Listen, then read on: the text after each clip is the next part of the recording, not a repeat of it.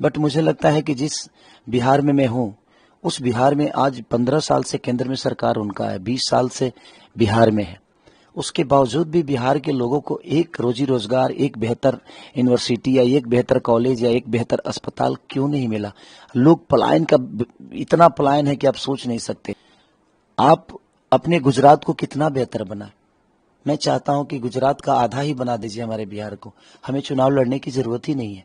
आप बेहतर करो ना, हम आपके साथ हैं, हमें कोई दिक्कत नहीं है।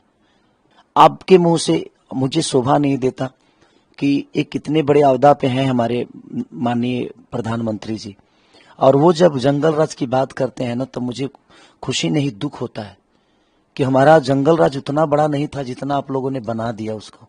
पूरी दुनिया के नजर में एक इतने बड़े अहदा पे होने के बाद आपने बिहार को लोगों को ऐसे, क्योंकि अब पूरी दुनिया तो यही समझती है ना कि बिहार एक जंगल राज है। यहाँ कोई भी फैक्ट्री लगाने से डरता है, आज भी डरता है, क्योंकि अपने नेताओं के मुंह से ही सुनता है कि जंगल राज है। तो इसलिए सर कहीं ना कहीं फैक्ट्री लगाने वाले भी व्यापारी कहते हैं कि नहीं यार वो जंगल राज है। कम से कम 20 साल से आपकी सरकार है, तो आज भी जंगल राज है। तो फिर आपने बदला क्या है इसको? आपने दिया क्या है बिहार को? सिर्फ बदनाम ही किया है आपने, जंगल राज बोल के। बट मैं गार्जियन से भी कहता हूं कि सिर्फ सारे बच्चों को आप तो देख लिए, बट बिहार भी तो आप ही का बच्चा है। बिहार को इतने हीन नेचर से क्यों देखा जा रहा है? और क्यों आपने देखा? आपने क्यों नहीं पलायन रोकी? आपने क्यों नहीं बेहतर कॉलेज बनाई? यहाँ क्यों नहीं बेहतर अस्पताल बनाया? क्यों नहीं अपने परिवार से दूर जाने वाले को उनके परिवार में रोक लिया? जिस तरह गुजरात के आदमी एक भी आपको कहीं दूसरे जगह नहीं मिलेगा। हर आदमी, गुजरात के लोग अपने घर में ही रह के, अपने परिवार के साथ रह के हर वो दीपावली, हर वो छठ, हर वो त्योहार को मना लेते हैं, और वो सुखी भी हैं, और वो काम भी करते हैं, और अपने परिवार के साथ भी रहते हैं, और अपने आप को भी बड़ा कर रहे हैं। लेकिन हमारे साथ ऐसा क्यों हुआ? इसलिए मैं सवाल करता हूँ, बाकी कोई बात नहीं।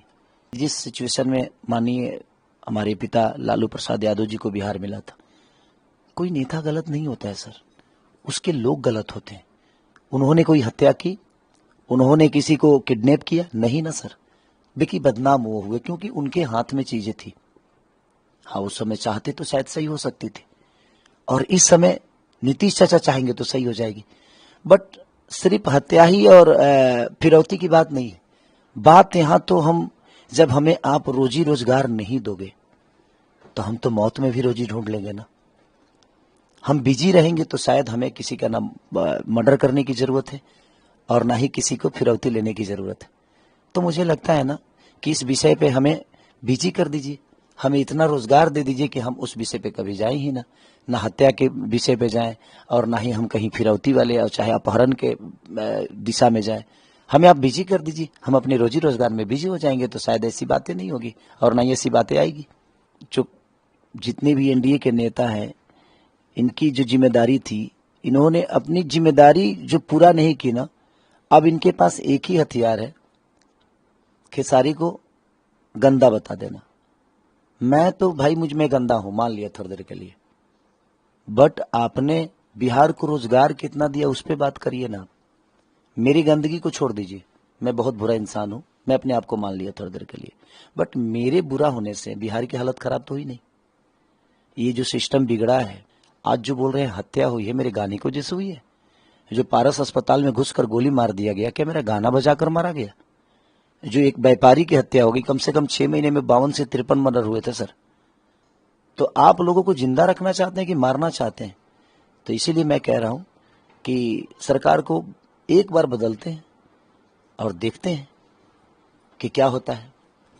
इतने 20 साल हमने चाचा को दिया ना, 5 साल भतीजा को देते हैं, शायद कुछ बेहतर जरूर होगा। मुझे ऐसा आभास हो रहा है।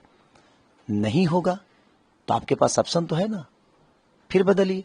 बदलाव ही सबसे मुझे लगता है कि परिवर्तन है सर। जब तक आप बदलेंगे नहीं, केसारी ने अपने आप को बदला तो दुनिया परिवर्तन देख रही है ना केसारी के अंदर।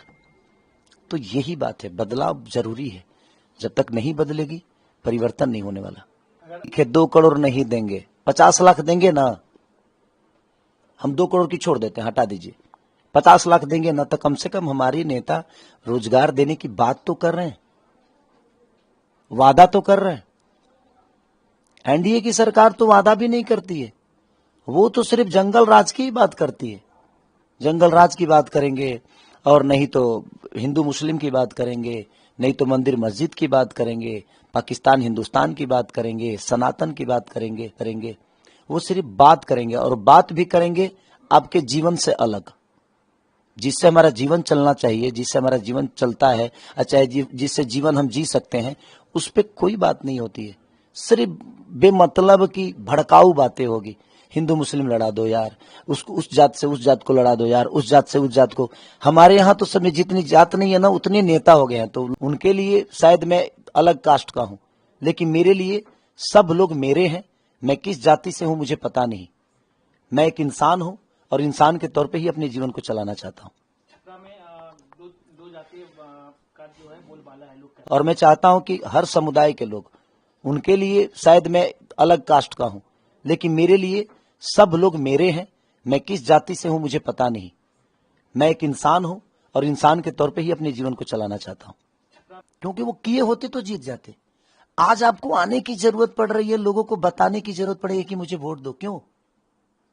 इसी से आपको समझ में नहीं आ रहा है कि आपने कुछ किया ही नहीं है।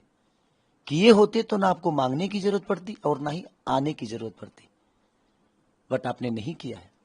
फिर से एक जुमला होगा, फिर से झूठ बोला जाएगा, फिर से लोगों को बरगलाया जाएगा, हिंदू के नाम पर, मुसलमान के नाम पे, मंदिर के नाम पे, मस्जिद के नाम पे, धर्म के नाम पे, सनातन के नाम पे, और फिर से लोग भाग जाएंगे।